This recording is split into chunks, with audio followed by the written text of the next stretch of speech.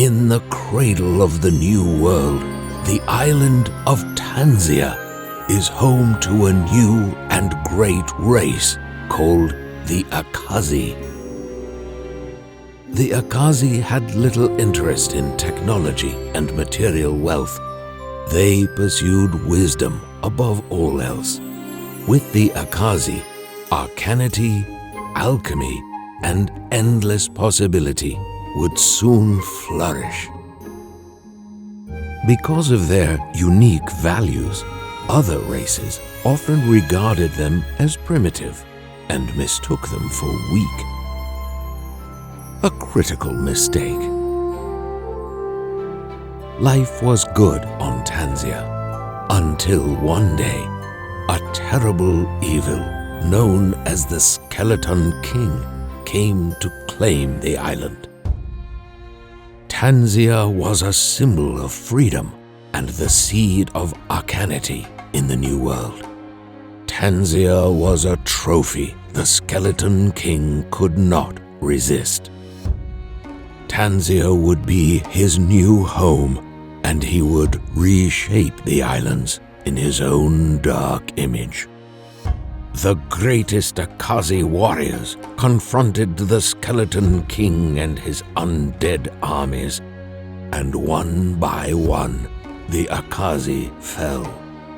This terrible evil fought with an advantage, a unique knowledge of something born of this new world.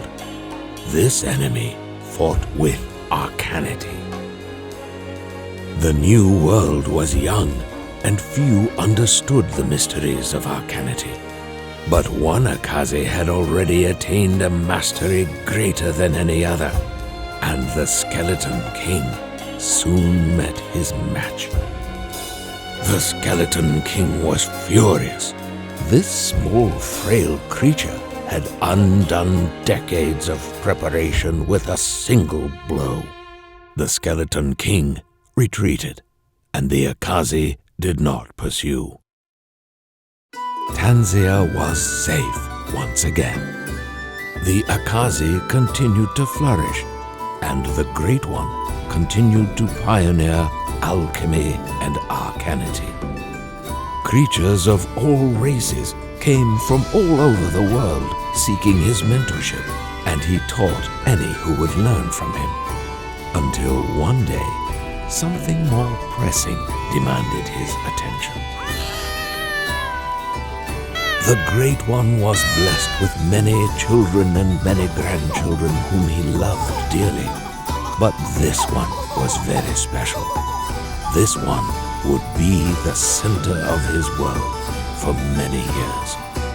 As the child grew, he showed great aptitude for arcanity.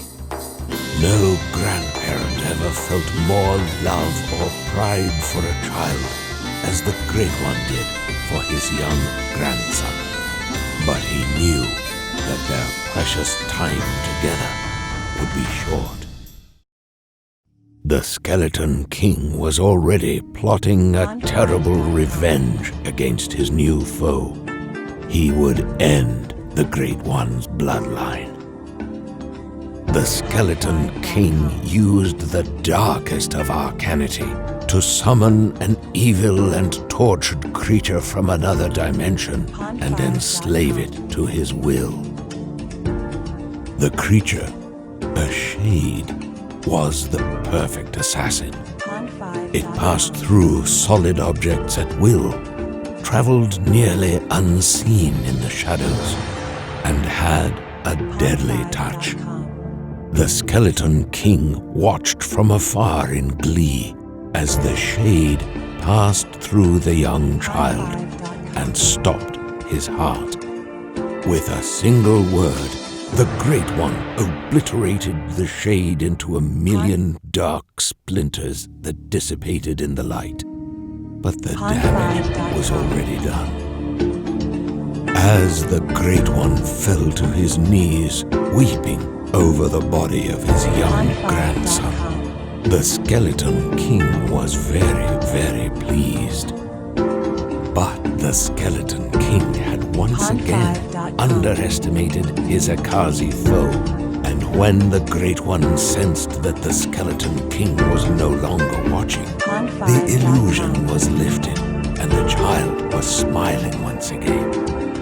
The Great One was very sad, for he knew that events had been set into motion which would end their happy time together, and he would not see his beloved grandson again for a very long time.